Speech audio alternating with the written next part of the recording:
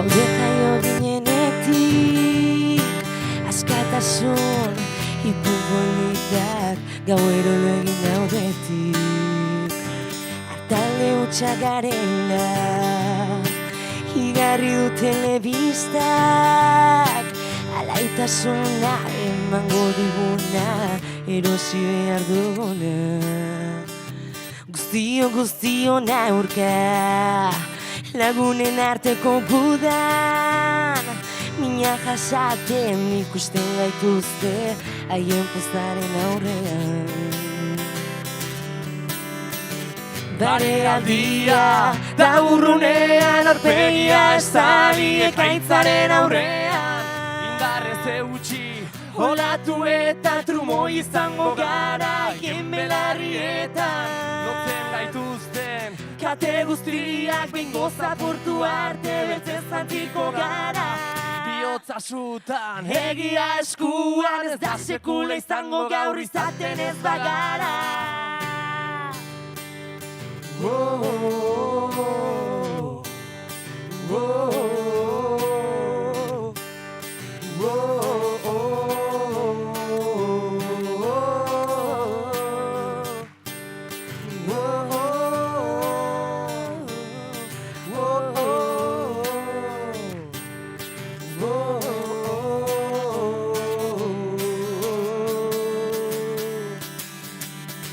Barealdia, da urrunean arpegia estali ekaitzaren aurrean. Indarrez eutxi, olatu eta trumo izango gara, hien belarrietan. Lotzen gaituzten, kate guztiak behingoz apurtu arte, beltzez antziko gara. Bihotza sutan, egia eskuan, ez da sekula izango gaur izaten ez bagara. Barealdia, da urrunean aurpegia estali ekaitzaren aurrean. Olatu eta trumo izango gara, hien belarrietan. Lotzen gaituzten, kate guztiak behingoz apurtu arte, beltzez antziko gara. Bihotza sutan, egia eskuan, ez da sekula izango gaur izaten ez bagara.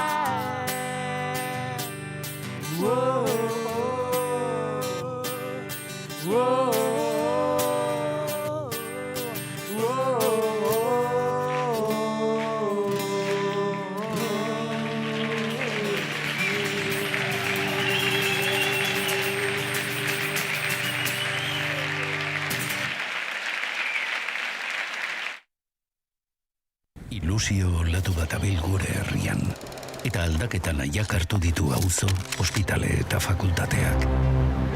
Soluzio erreal eta zehatzak bihar ditugu. Etxe bizitza eskubidea da eta bermatuko dugu. Osakidetza zutik jarriko dugu.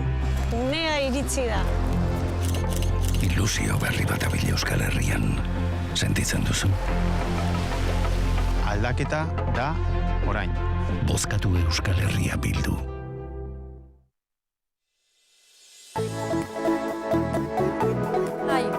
Orain bai, ekitaldia hastera doa. Jaso ditzagun txalo zaparrada batekin, Ainara Rodríguez, Arkaitz Rodríguez Gipuzkoako hautagaia, eta Pello Otxandiano, gure lehendakarigaia.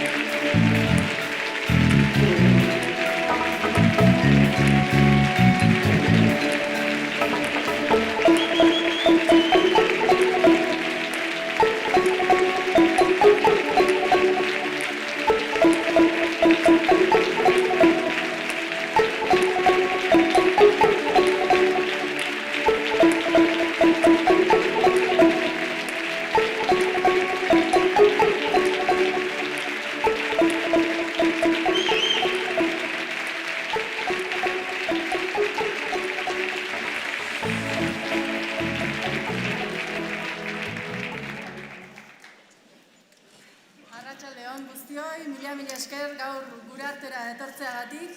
Maiz betetzen da eskola honetako patioa eskolako jaiak direla eta bestelako ekitaldietan ere bai, horrelako ekimenetan ez horren beste beraz. Plazerra da benetan, EH Bilduren komunitate zabala osatzen dugun kidez beteta ikustea. Ongi etorriak izan zaitezte guztiok andoainera. Indartsu, ilusioz, gogoz eta zergatik ez, oso harro hasi dugu abiatu berria den hauteskunde kanpaina hau. Kanpaina guztiak dira bereziak, ez dugu bukatuko, baina ez dugu gezurrik esango ere diogunean, apirilaren 21 hauteskundek badutela aurrekoek izan ez duten lilura berezi bat. Beharra da kaso izango da, garaipena atz puntekin ikutzen dugunaren sentsazioa dugulako. Inoiz baino gertuago sumatzen dugulako garaipena. Sumatu bakarrik ez, sentitu ere bai. Hala sentitzen dugu EH Bilduren komunitatea osatzen dugun kide guztiek. Eta atrebentzia osoz esango dut, hala sumatzen duela jendarteak orokorrean ere. Indartsu gaude, gorantzko joeran goaz, herri proiektu sendoa dugu, eta ez dago gelituko gaituenik. Humiltasun osoz esango dugu herri honetan andoainen badakigula zer den erresilentziaz lan egitea. 2011an hauteskundetara lehen aldiz aurkeztu ginenetik, deialdi irabazi ditugu udal hauteskunde guztiak. Ez hori bakarrik. Emaitzak ere hobetu egin ditugu, naiz eta jakin badakigun gobernatzeko aukera kendu ziguten 2019-23ko agintaldian. Baina hemen gaude berriz, enbatari aurrez aurre begiratu eta gogor lan eginez, komunitatea sendotuz, txalupa honen gidaritza berreskuratu dugu. Eta hemen lan egindako erresilentzia berberarekin ari gara lanean, Araba, Bizkaia eta Gipuzkoako herri guztietan ere. Handia da markada pasatxo honetan lortutakoa, eta esango dugu gainera ez dela ausaz etorri. Bide horrek fruituak emango dituela ikusiko dugu apirilaren 21ean, ziur gaude. Hori bai, azken esfortzu bat besterik ez zaigu falta. Gutako bakoitzak egindako lana da ezinbestekoa. Adreiluz, adreilu ireikitzen baita etxea. Baten faltak jarri dezake balantzan etxe osoa, baina ez dugu etxea eraitsiko denaren beldurrik. Baditugulako lehen gai, lanabes eta gogonaiko erronkari heltzeko. Baditugulako Bertolt Brecht poetak zioen ezinbesteko horiek, herriz herri kartelak jartzen, eskuorriak banatzen, bizilagunekin hitz egiten, ekitaldi hau posible egiteko muntai lanetan aritu diren ezinbesteko kide horietatik hasi, eta lehen lerroan EH Bilduren proiektua defendatzen ari diren pertsonetara arte. Eutsi gogorri, jarraitu horretan.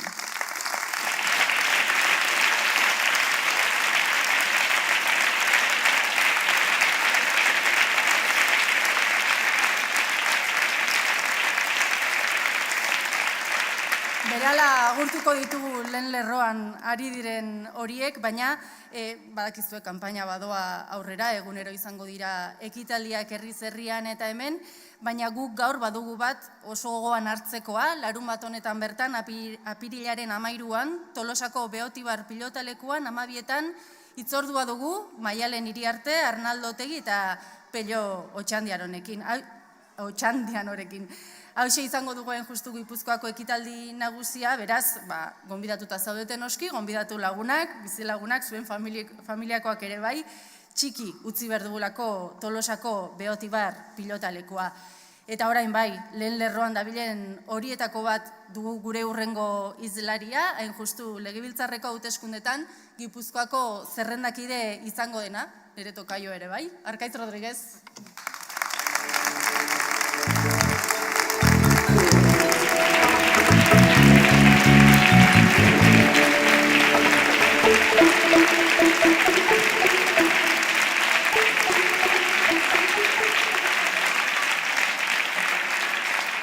Arratsaldeon, andoain, barkatuko didazu ez badute berokia kentzen, baina giroa oztu du eta ez gutxi.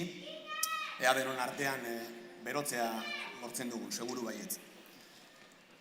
Gaurko hitzartzea hau, nire amonari buruz hitz egiten hasi nahiko nuke. Duela 96 urte, Bilakarrion jaio, eta aspalditxo altzat hartutako Joanari buruz. Gure abuela bihotzekoari buruz. Eta ez bakarrik amona edo abuela on bati dagokion bezala, nire fan klubaren presidentea zelako, eta horren bestez, duela 2 aste hil ez balitz, gaurkoan, ziurrenik hemen, lehen lerroan egongo zatekeelako. Ulertuko duzue bere ala zergatik. Mi abuela, Juana Bravo Herrera, al igual que seguramente algunas de las personas aquí presentes, formaba parte de esas decenas y decenas, si no centenares de miles de personas que allá por la década de los 50, 60 del siglo pasado tuvieron que abandonar sus pueblos en Andalucía, en Extremadura, en Castilla o en Galicia, huyendo de la miseria, y llegaron a este pueblo, a este país, a Euskal Herria, en busca de un futuro y una vida más dignas. Decenas de miles de personas que con su esfuerzo y sacrificio han contribuido, y de qué manera, a hacer de este pueblo y de este país un pueblo y un país más justo y más próspero. Y lo digo porque creo que no todo el mundo, y no siempre, lo ha tenido suficientemente claro. Y lo digo porque creo que es lo justo y lo procedente reconocerlo y valorarlo. Por eso hoy, quería comenzar mi intervención rindiendo un pequeño homenaje a mi abuela, a esas centenares de miles de abuelas y abuelos, homenaje que quiero hacer extensivo al conjunto de personas que ya ha entrado este siglo XXI y que en la actualidad continúan arribando, como digo, a nuestro pueblo en busca de una vida más digna. La izquierda independentista siempre ha tenido claro que vasco y vasca es toda aquella persona que vive y trabaja en Euskal Herria. Pero es que la izquierda independentista siempre ha tenido claro y tiene claro que todos y todas somos necesarios y necesarias para construir una república vasca de libres e iguales. Una república donde en absoluto importe de dónde viene cada quien, cuál es el color de su piel o siquiera cuáles son los colores que le emocionan.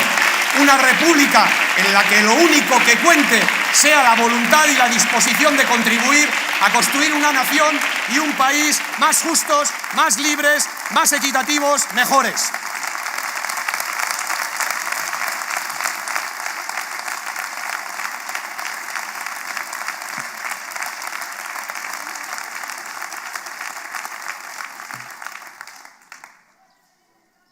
Kanpaina berri baten gaude, biztan da, hauteskunde berri batzuen atarian. Baina, espreski hauteskunde gaiez hitz egiten hasi baino lehen, utziko didazue momentu batean telesforoke esan ohi zuen bezala, bidean istan batez gelditzen, ingurura begiratzen, eta nondik gatozen eta noragoa zen hausnartzen. Batzuetan, aurrekoan ere aberri egunean Arnaldo Iruñan esaten zuen bezala, kosta egiten zaigulako gauzek daramaten abiadurarekin, bizi garen egungo gizarte hiperazzeleratu honetan, egin ditugun eta egiten ari garen urratsak behar bezala baloratzea. Nik 3 lorpen ekarri nahi ditut ona gaurkoan. Aspaldi hontan lortu ditugun 3 lorpen edo 3 urrats. Batetik, aspaldi honetan martxan da, aspaldian izpide izan dugun herri proiektuaren, proiektu nazionalaren indar berritzea. Indar berritzen ari da proiektu nazional hori. Indar berritzen ari da gainera periferietatik, Arabatik, Nafarroatik, Ipar Euskal Herritik, korrika, aberri eguna, gazte topagunea, azken hilabeteetan izan diren askotariko mobilizazioak edo urrutira gabe, joan den uztailean, Turraren pasaeran, Euskal Herriko errepide bazterretan bildu zen jendetza, zerbaiten erakusgarri da, zerbaiten erakusgarri da. Loratzen ari da Euskal Herria, hala iruditzen zaigu guri behintzat. Loratzen ari da herri proiektu hau, nazio hau. Eta nik galdera bat luzatu nahi dut. Herri honek badu talentoa, herri honek badu indarra. Espainiako kopa bakarrik ez, Herri honek badu talentoa, badu indarra eta badu ekipoa Europako ligan lehiatu eta txapeldunen liga bera irabazteko. Galdera da, zergatik konformatu behar dugu gutxiagorekin? Zergatik konformatu behar dugu Espainiako ligan jokatu eta aldian Espainiako kopa irabaztearekin? Baldin eta esan bezala, badagoen indarra, badagoen talentua, badagoen ekipoa Europan lehiatu eta Europako txapelketa bera irabazteko. Zergatik? Ez da onargarria eta ez dugu onartuko inor utzikeriagatik, gaitasun faltagatik, autokonplazentziagatik edo are okerragoa dena kalkulu partidistengatik herri honen ambizioak, helburuak eta potentzialitateak mugatzea. Ez dugu onartuko. Me preguntaba que por qué este pueblo, por qué este país se tiene que conformar con competir en la Liga Española y con ganar, si acaso, de vez en cuando, la Copa Española, si tiene talento, si tiene fuerza, si tiene equipo para competir en la Liga Europea e incluso para ganar la Liga de Campeones. ¿Por qué? No vamos a aceptar que nadie, por incapacidad, por desidia, al fin y al cabo, por incapacidad, por desidia, o lo que es peor, por cálculo partidista, limite las aspiraciones, las ambiciones y las capacidades de este pueblo. No lo vamos a aceptar, no lo vamos a permitir. Este pueblo tiene equipo, tiene potencialidad, tiene talento para llegar mucho más lejos y os aseguramos que lo vamos a llevar mucho más lejos.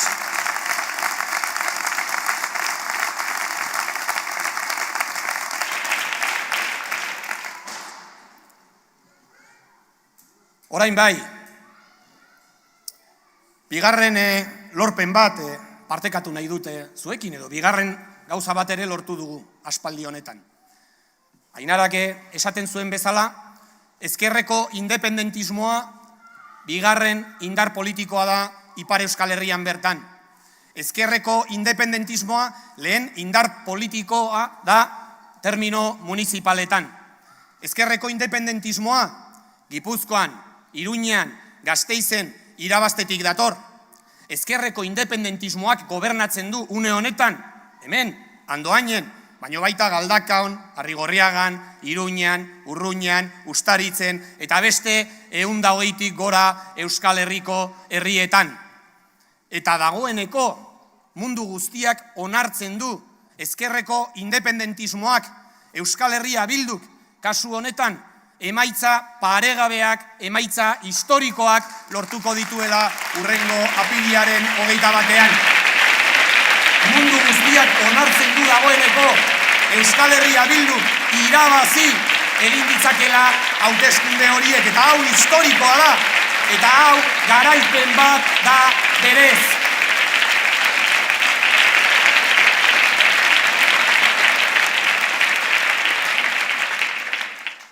Eta hirugarren eta azken lorpen bat. Herri honetako gehiengo zabal batekin batera lortu dugu, 30 urtez indarrean izan zen espetxe politika kriminal hori, dispersioa eta urruntasunarekin amaitzea. Eta lortu dugu horren bestez elkarbizitzaren eta bakearen bidean urrats handi bat egitea.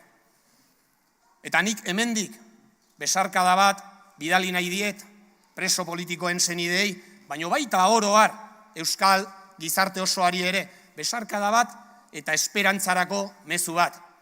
Estatuak boteretsuak dira, bai, baina ez garaiezinak. Ez egin zalantzarik,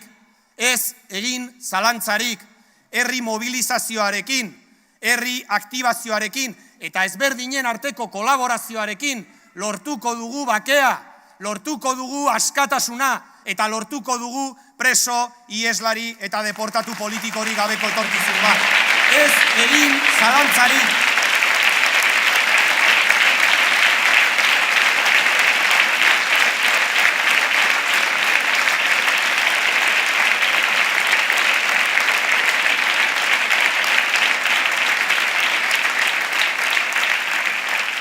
Aurreratzen ari gara, beraz.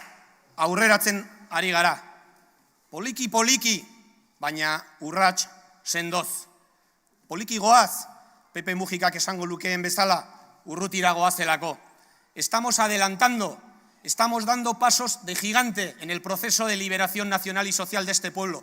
Vamos despacito, sí, como decía Pepe Mujica, pero vamos despacito porque vamos lejos. Vamos despacito porque vamos lejos. Edonola ere, hauteskunde berri hauek, badira aukera berri bat, askapen prozesu horretan urrats berri bat egiteko. Badira aukera bat, zehazki, aipatu dudan herri gogo hori guztia, herri indar hori guztia, 100 milaka boto subiranista eta ezkertiarretan bilakatzeko. Eta nik esaten dizuet, 3 probintzia hauek ere aldaketa bat behar dute. Aldaketa bat behar da, propaganda eta errelato ofiziala gora behera, gauza batzuk ez doa zelako ondo. Aldaketa bat behar da, 3 herrialde hauetan, arazoak pilatzen ari direlako. Aldaketa bat behar da, erregenerazio politiko bat ere egin behar delako. Ateak eta leihoak zabaldu behar direlako haize freskoa sardadin. Baina bereziki, aldaketa bat behar da, gauza batzuk, sinpleki, onartezinak direlako. Onartezina da, gure gazteek, beren jaioterriak utzi behar izatea, etxe bizitzaren prezioa dela eta. Onartezina da, gure nagusiek, gure zaharrek, bizitza osoko aurrezkiak xahutu behar izatea, beren bizitzako azken urteetan, sikiera gutxieneko bizimodu duin bat edukial izateko. Onartezina da, osasun etxeak edo arreta zentroak ixtea edo inork hilabeteetan itxoin behar izatea ebakuntza baten edo espezialistarekin zita baten zai. Onartezina da, finean, inork etxe bizitzarekin, osasunarekin edo zaintzarekin, azken batean, oinarrizko eskubideekin espekulatzea eta negozioa egitea. Onartezina da, eta ez dugu onartuko. Angela Davisek esan zuen bezala, gu ez gaudelako hemen aldatu ezin diren gauzak onartzeko. Gu hemen gaude onartu ezin diren gauzak aldatzeko eta aldatuko ditugu. Hitza ematen dugu.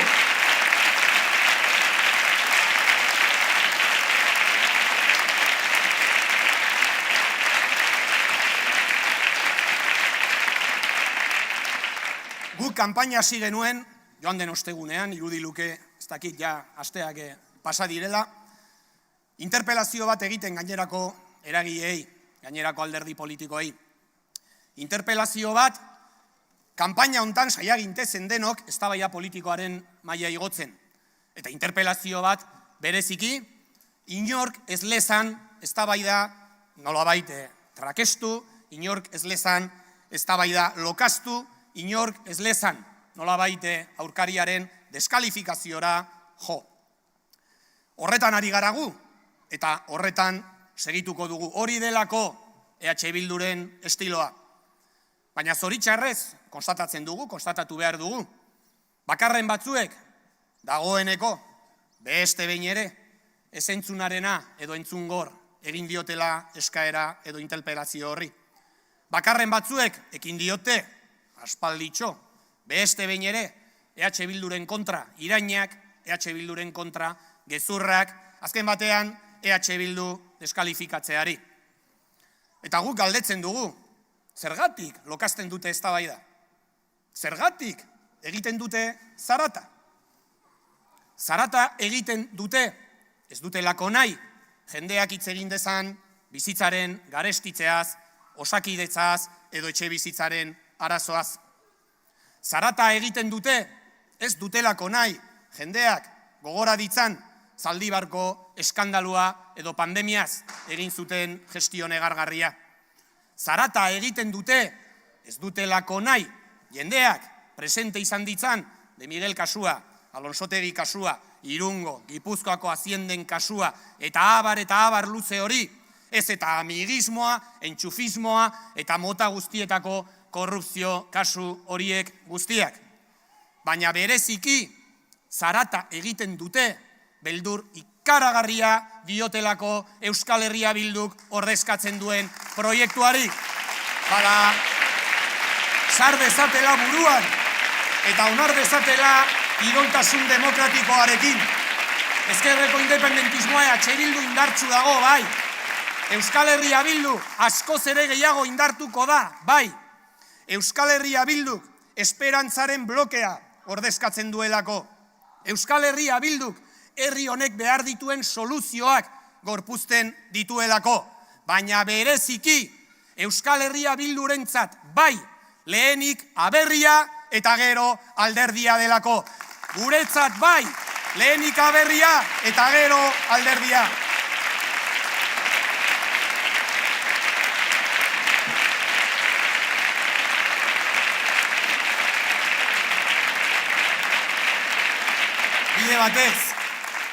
Bide batez, apirilaren 21 gauean, alderdi baten edo bestearen emaitzak gorabera gauza bat da ziurra. Gauza bat da ziurra eta dagoeneko gauza bat aurrikus liteke. Eta da, herri honek edo gure herriaren parte honek mandatu demokratiko argi bat emango duela. Zen eta zalantzari gabe dagoeneko esan daiteke apirilaren 21 gauean egongo dela gehiengo absoluto abertzale bat, eta egongo dela gehiengo absoluto aurrerakoi edo ezkertiar bat. Hori izango da gizarte honek emango duen mandatua. Badaku, EH Bildu gaur argi esaten du guk bai, guk mandatu hori errespetatu bakarrik ez. Guk mandatu hori bideratzeko eta artikulatzeko gure esku dagoen guztia egingo dugula. Guk bai, guk aurreratzen dugu erantzun egingo diogula baikorki mandatu demokratiko horri. Baina beste zerbait ere esaten dugu eta ziurtatzen dugu. Ea beste batzuk gauza bera egiten duten edo egin ote dezaketen. Guk bai, guk ez ditugu sekula PPren Espainiako eskuin erreakzionarioaren botoak baliatuko, ez ezkerreko indar bat, ez indar abertzale bat, ezein gobernutik kanporatzeko. Guk ez gara sekula Espainiako eskuin erreakzionarioaz baliatuko horretarako.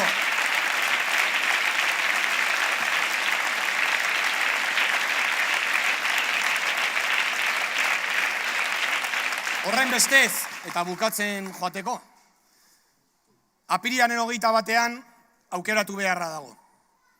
Edo botoa betikoei eman, betikoekin elkar daitezen, betikoa egiten jarraitzeko, edo aldaketaren alde egin. Edo prekarizatzen, privatizatzen jarraitu, edo pertsona guztientzako lan eta bizi baldintza duinak bermatu. Edo politika publikoak Confebasken eskutik eta Confebaskentzat egiten jarraitu, edo politika publikoak jendearekin eta jendearentzat egin. Edo rotonda autonomikoari bueltak ematen segitu, edo behingoz burujabetzaren bidean urrats sendoz aurrera egin. Eta guk garbi daukagu, herri honek behar du aurrera egin autogobernuan, behar du aurrera egin burujabetzan, eta behar du aurrera egin estatu propio baten bidean. Behar ditugulako estatu baten tresnak, parez pare ditugun erronka kolosal horiei aurre egiteko. Behar dugulako azken batean estatu baten babesa, gure nortasuna, gure hizkuntza, gure identidadeak babestu eta garatzeko. Baina behar dugu estatu bat ere, azken batean ez garelako inor baino gehiago, baino ez da inor baino gutxiago ere, eta munduko eskubide guztia daukagulako estatu duin batean bizitzeko.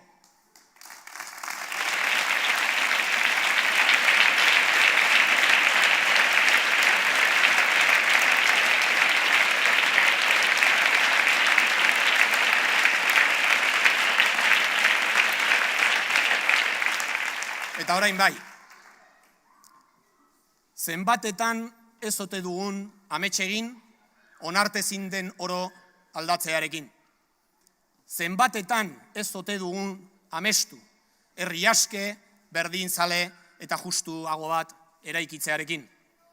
Zenbat negar, zenbat borroka, zenbat malko ez ote ditugun isuri bide luze honetan.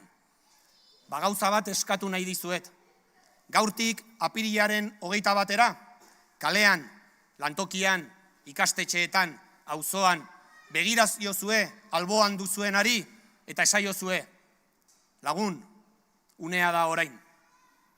Emakumeak, gizonak, langileak, langabeak, pensiodunak, gazteak, askoz ere gehiago gara, indartsuagoak gara, eta gure unea da orain.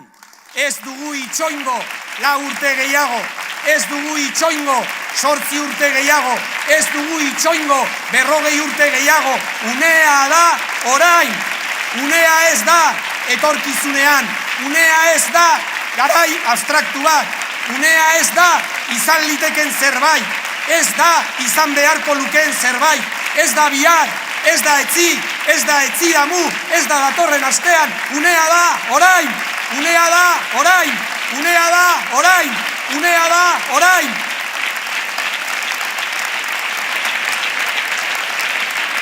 Peio Txandiano kanpo izango da Araba, Bizkaia eta Gipuzkoako hurrengo lehendakaria.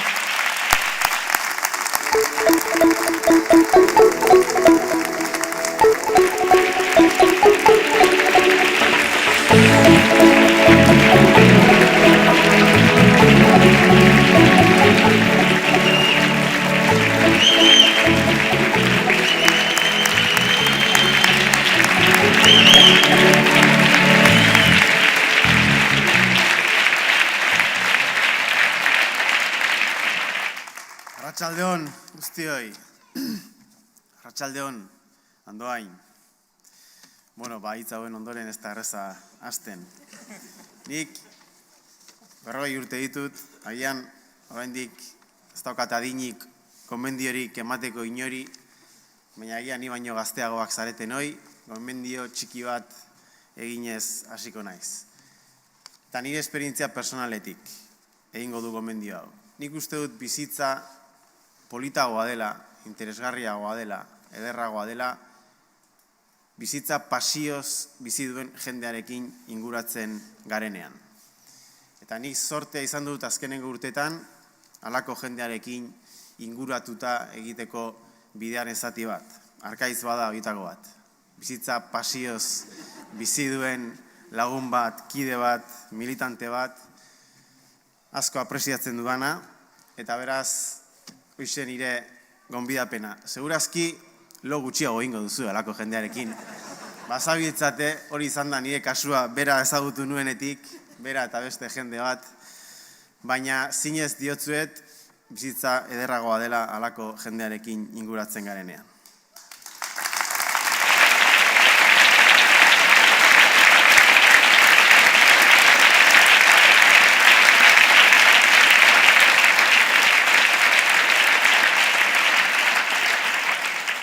Kanpainan gaude, eta hasiko naiz esaten beste behin, saiatu garela azkenengo asteetan, azkenengo hilabetetan, eztabaida politikoaren maila igotzen. Gure esku egon dena egin dugula iruditzen zait, eta zentzu hortan uste dut posik egoteko moduan gaudela.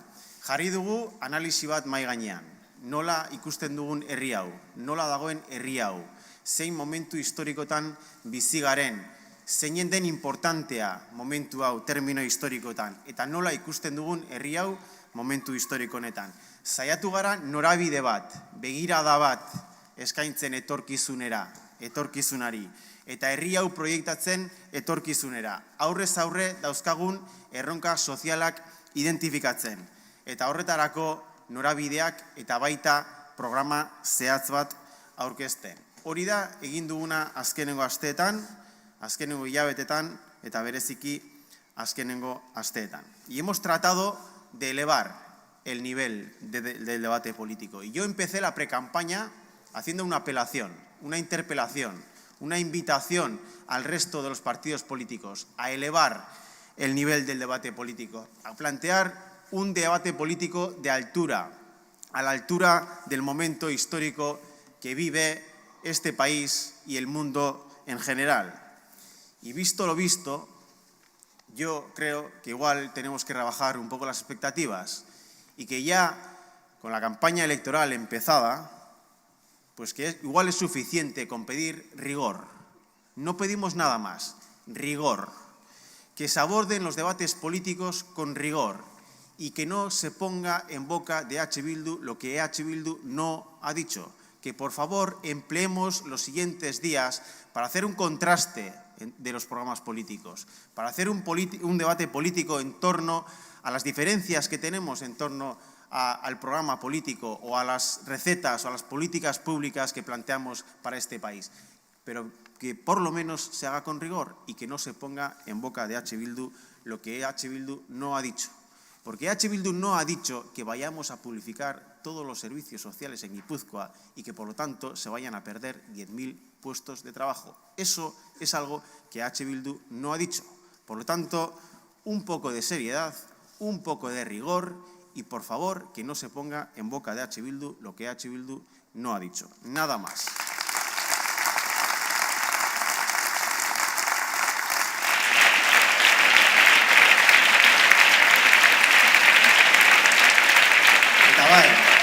Kampaina elektoralak dira programak konfrontatzeko momentua, da lehia politikorako momentua. Hori da hauteskunde kanpaina bat funtsean. Baina guk politika hortik haratago ere ulertzen dugu. Eta horregaitik uste dugu kanpaina elektoralak eta kanpaina elektoral hau zehazki badela ere momentua programa ezberdinen inguruan elkarguneak identifikatzeko. Eta guk bokazio horrekin eta gogo horrekin ekiten diogu baita ere kanpaina elektoral honi. Uste dugulako importantea dela interes partidisten gainetik kokatzea denok ala denok.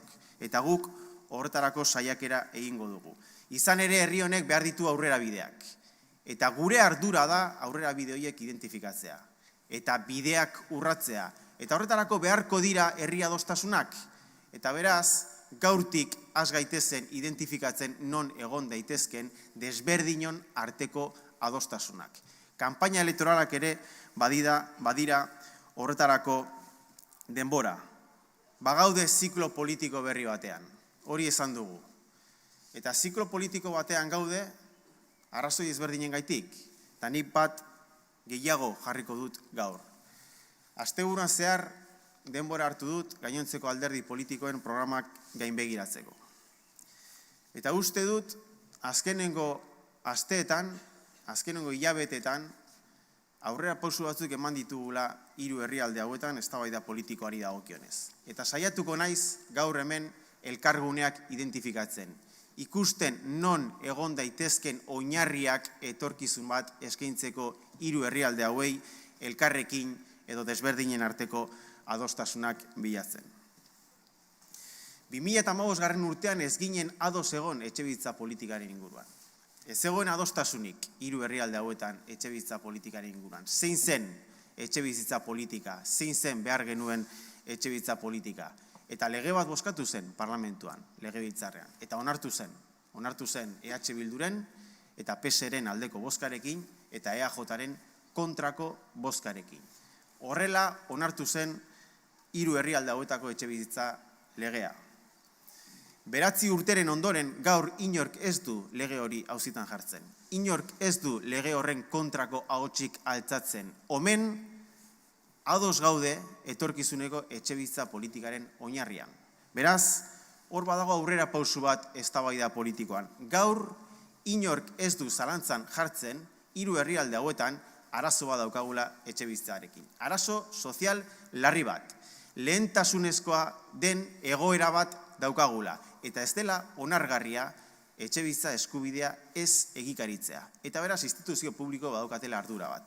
Eta gaztei zor zaiela emantzipatzeko aukera. Eta ezin dugula onartu Europako emantzipazio tasarik basunetarikoa izatea. Beraz, bada hori aurrera pausu bat. Gaur, etxebizitzaren auzia, eztabaida politikoaren erdigunean dago, orain dela 10 urte ez bezala. Eta omen, denok gaude ados, oinarria zein izan behar den arazo honi heltzeko. Hori bada aurrera pausu bat. Beraz, hemen identifikatua elkargune bat etorkizuneko politika publiko funtsesko baterako. Orain dela 2 urte eskaz, Osakidetzan ez zegoen arazorik. Osakidetzak ez zeukan arazo bat. Osakidetzan egiten zen kudeaketa eredugarri bat. Eta kasuan, Osakidetzan gertatzen ari zena zen aldaketa kultural bat. Hori zen, orain dela 2 urte Osakidetzaz esaten zena. Eta hilabete gutxi da, Osakidetza kudeatu dutenek, esan dutena, Osakidetzan ez dagoela arazorik, eta kasuan dagoela sindikatu batzuen eta alderdi zehatz baten interesa marrasteko egoera bat, ez etorna bat errealitatearekin. Hori esaten zen orain dela hilabete gutxi. Gaur inork ez du auzitan jartzen Osakidetzan arazo bat daukagunik. Gaur inork ez du auzitan jartzen Osakidetza ez dagoela egon behar zen moduan. Eta beraz, lehentasunezko egoera baten aurrean gaudela. Arazo bat daukagula, gizarteak maigainan jartzen duen diagnostikoa egia dela, hau da, Osakidetzan gainbera bat gertatu dela osasun publikoaren kalitatean, eta beraz, herri lehentasun bat dela Osakidetza berriro zutik jartzea. Hori gaur ez du inork auzitan jartzen, eta beraz, hori bada aurrera pausu bat. Hemen beste elkargune bat, etorkizuneko beste politika publiko funtsesko baterako. Eta gaur, inork ez du ukatzen, eraldaketa sozial eta ekonomiko handi baten erdian gaudela. Eta eredu ekonomiko berri baterantz goazela. Ekonomia eredu berri baterantz goazena, deskarbonizatua izango den ekonomia baterantz, krisi klimatikoaren testuinguru historikoan. Digitala izango den ekonomia baterantz, horrek lan merkatuan dakartzan aldaketa guztiekin. Zirkularra izango den ekonomia baterantz, eta askoz ere birbanatzaileagoa izango den ekonomia baterantz alabearrez. Hori gaur ez du inork auzitan jartzen, eta ondorioz, gaur arte, orain arte ekarri gaituen garapen ereduaren hainbat ezaugarri auzitan jarri behar direla, ere ez du inork auzitan jartzen, eta inork ez du auzitan jartzen behar dela politika ekonomiko bat, sektore publikoak lideratua eraldaketa guzti hauek izan daitezen jendearen onerako eta gizarte justuago eta berdinzaleago eta iraunkorrago eta feministago baten alde. Hori ez du inork gaur auzitan jartzen. Beraz, hor badago beste elkargune bat etorkizuneko politika publiko batzuetarako. Eta azkenengo 2 urteak pasatu ditu, zehazki, EAJak esanez, hauxe zela momentua estatus politikoaren eztabaidari definitiboki heltzeko. Hauxe, momentu hontan daukagun aukera lehioa zela momentua hain zuzen ere behingoz 3 herrialde hauetarako estatus politiko bat adostu eta Madrilera ahots bakarrez joateko. Hori da azkenengo urtetan esan dena. Eta beraz, hemen dago aukera lehioa. Hauxe da momentua aprobetxatzeko eta adostasun bat eskuratzeko herri honek jauzi bat eman dezan bere burujabetzaren bidean. Beraz, hor ere badaukagu elkargune bat datozen urteetarako. Funtseskoa den herri eztabaida bati behingoz aterabidea emateko eta jauzi bat emateko 3 herrialde hauetan gure herriaren burujabetza prozesuan. Beraz, badaude elkarguneak, badaude diferentziak handiak diagnostikoetan, orain arte ekarri gaituzten politiken inguruan, bai, badaude, baina badaude baita ere elkarguneak etorkizuneko herri politikak definitzeko. Eta guk saiakera hori egin dugu. Irakurri ditu gainontzeko alderdien programa politikoak, eta badaude aukerak horretarako. Y ahora hace falta fijar la dirección adecuada que hay que darle a las políticas públicas. Ahora falta direccionar bien cuáles son las políticas públicas que hay que implementar para dar solución a los retos que tenemos y a los problemas que tenemos como país y como sociedad. Y hay que hablar de la política de vivienda que se necesita para dar solución a un problema muy concreto. Y el problema que tenemos con la vivienda es que no se garantiza el derecho a la vivienda, que no está garantizado el acceso a la vivienda y que tenemos una de las tasas de emancipación más bajas de Europa. Ese es el problema, y es un problema muy concreto. Y tiene una causa, que es que los precios están fuera del alcance de una mayoría, y de una mayoría de los y las jóvenes. Esa es la causa. Y, por tanto, ¿cuál es la solución? La solución es dotarnos de suficiente parque público de vivienda que sea capaz de regular los precios de la vivienda, los precios en el mercado del alquiler, en el mercado de la vivienda, que sea capaz de regular de forma estructural los precios de la vivienda. Y luego hay que tomar una serie de medidas adicionales. Hay que topar los precios del alquiler, hay que movilizar la vivienda vacía, hay que poner freno a la especulación a través del urbanismo y hay que limitar los pisos turísticos. Sí, pero la política pública contrastada a nivel europeo es dotarnos de suficiente vivienda pública para que seamos capaces de regular de forma estructural los precios de la vivienda en el mercado inmobiliario. Esa es la política del siglo XXI, contrastada a nivel europeo. Porque cuando se dice que la comunidad autónoma vasca tiene el 35% de la vivienda protegida en el Estado, es verdad, pero se olvida decir que el Estado español está a la cola de los países europeos en vivienda protegida y, por lo tanto, no tenemos que mirar a España, hay que mirar a Austria, a Viena, hay que mirar a Holanda y hay que mirar a Suecia. En Europa, la política contrastada para regular de forma estructural los precios de la vivienda es suficiente vivienda protegida, pública, que sea capaz de regular los precios de la vivienda. Esa es, hori da norabidea, esa es la dirección que hay que darle a la política de vivienda.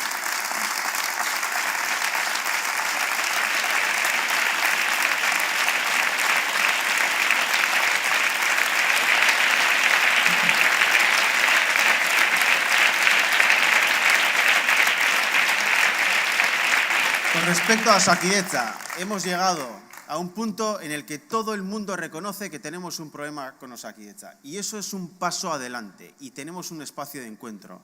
Ahora bien, no podemos perder más tiempo, por lo tanto hay que hacer un diagnóstico correcto de lo que pasa en Osakidetza.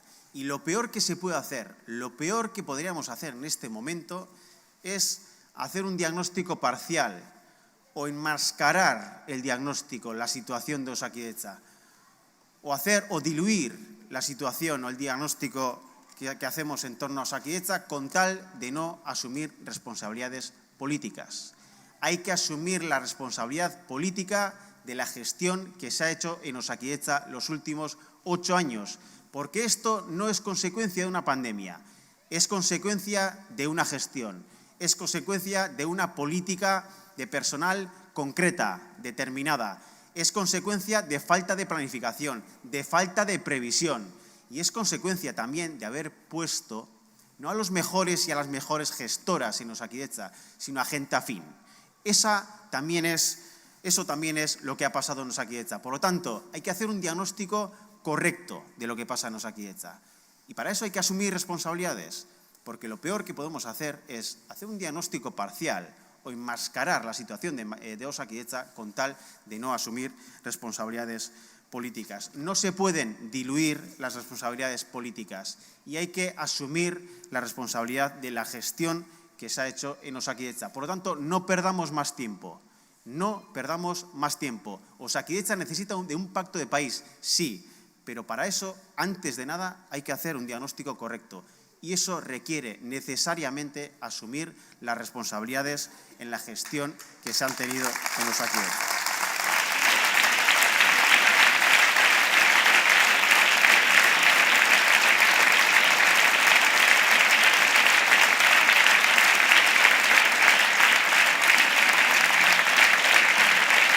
Beraz, elkarguneak badaude, orain faltada norabidea finkatzea, eta horretarako behar dugu politika bat zintzoa. Behar dugu herri interesa jarri aurretik, behar dugu interes partidistak alboratu eta epe laburreko interesak aspiratu. Creemos que existe un mandato popular por parte de la sociedad vasca. Lo hemos dicho en muchas ocasiones. Existe un mandato popular para avanzar en más soberanía y en políticas públicas más igualitaristas y más progresistas. Existe ese mandato popular. Y nosotras y nosotros proponemos un espacio cooperativo que recoja ese mandato popular y que construya un proyecto de país sobre ese mandato popular. Un proyecto de país que tenga una visión a medio, largo plazo y que sea capaz de afrontar los retos sociales que tiene este país, esta parte del país y la sociedad vasca en esta parte del país. Es posible, tenemos capacidades comunitarias, tenemos capacidades sociales y tenemos capacidades institucionales. Y hay un mandato popular. Ahora falta llevar ese mandato popular a los gobiernos y poner en marcha gobiernos con propósito. Un propósito claro, como es, por ejemplo, poner en pie otra vez Osakidetza o como es garantizar el acceso a la vivienda a los y las jóvenes vascas. Necesitamos gobiernos con propósito.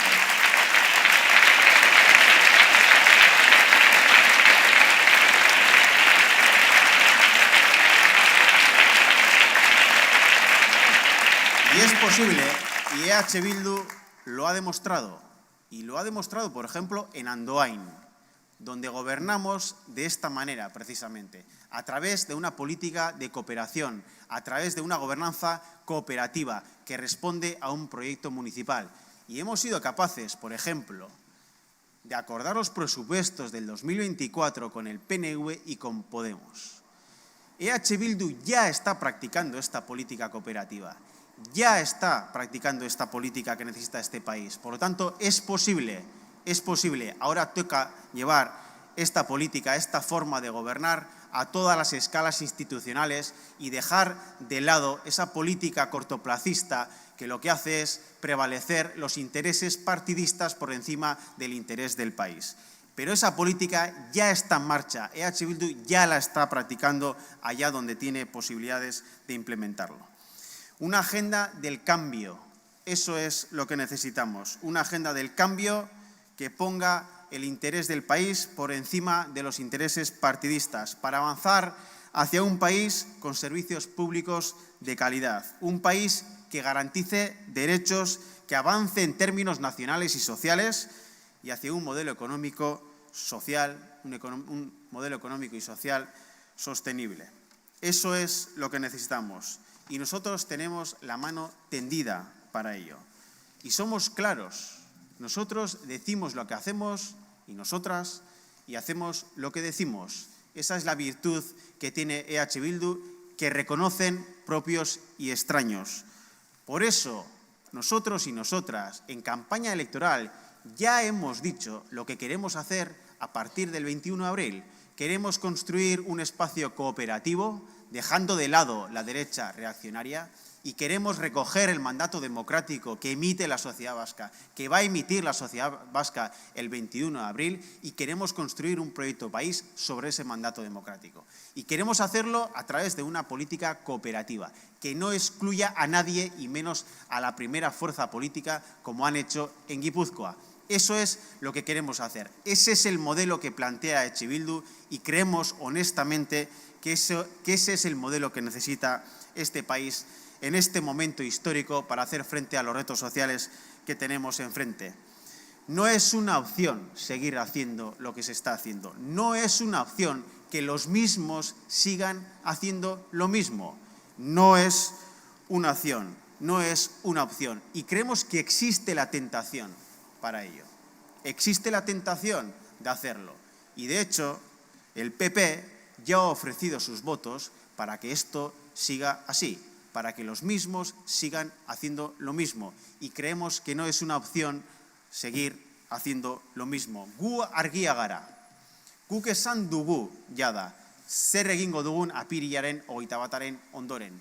Guk esan dugu zein den herri honi eman nahi diogun etorkizuna eta nola egin nahi dugun hori. Guk nahi dugu jaso euskal gizarteak emango duen mandatu demokratikoa. Eta mandatu demokratiko hori izango da, hurrengo parlamentua izango dela, gehiengoz soberanista eta abertzalea, baina oso gehiengoz, eta izango dela gehiengoz ezkerrekoa, eta beraz badagoela mandatu herritar bat, 3 herrialde hauetan planteatzen duena, herri honek aurrera egin behar duela burujabetzan eta politikoa publiko berdinzaleagoetan. Hori da mandatu demokratikoa, eta gu nahi duguna da mandatu demokratiko hori jaso eta horren gainean herri proiektu bat eraiki epe ertain luzeari begiratuko diona. Eta hori egin kooperazioz. Gainontzeko alderdiekin eta batez ere Euskal Gizarte Zibileko eragile estrategikoekin. Hori da guk egin nahi duguna. Eta beraz guk esan dugu jada zer den herritarren bozkarekin egingo duguna. Zer den jasoko dugun babes horrekin egingo duguna. Guk esan dugu, argia gara, egiten duguna esaten dugu eta esaten duguna egiten dugu. Eta gonbidapen bat luzatuko diegu gainontzeko alderdi politikoi. Egin dezaten berdina. Egin dezaten berdina. Jendeak merezi du jakitea bere bozkarekin zer egingo den apirilain 21-aren ondoren. Guk esan dugu, gu argia gara.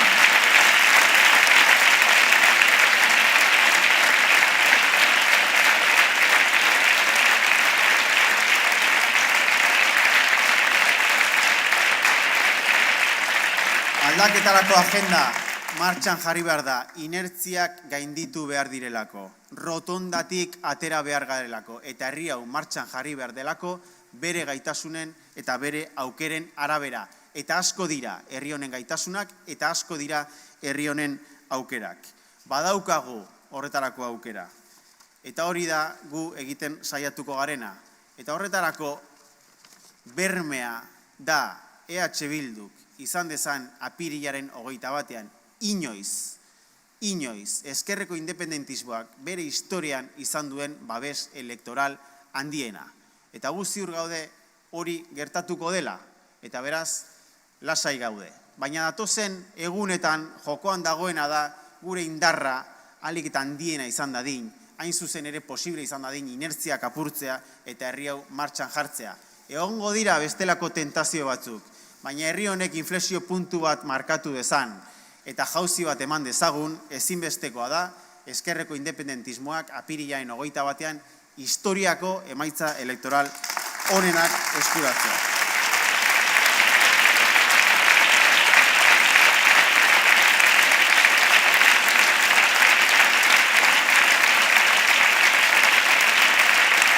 Beraz, datozen egunetako lanak merezi du, asko dago jokoan, eta gu konbentzituta gaude. Apirilaren 21-eko emaitzen ondorioz, 3 herrialde hauetako politika-gintza zeharo aldatuko dela. Eta honek izango dituela ondorio politiko sakonak. Beraz, datozen egunetako lanak merezi du. Hemendik gonbidapen bat, aprobetxatu urrengo egunak. Ekin lanari, auzo-auzo, herriz-herri, eramen dezagun gure aldaketa naia, gure gogoa, gure herri gogoa, gure ilusioa, herriz-herri kontagiatu dezagun, kontagiosoa delako, eta jar dezagun herri hau martxan. Datozen egunetan. Kanpaina honek 3 herrialde hauetako etorkizun politikoa baldintzatuko du. Eta horretarako gu gara sujetu politikoak. Ekin lanari, aurrera, animo, gola guta-gutarra.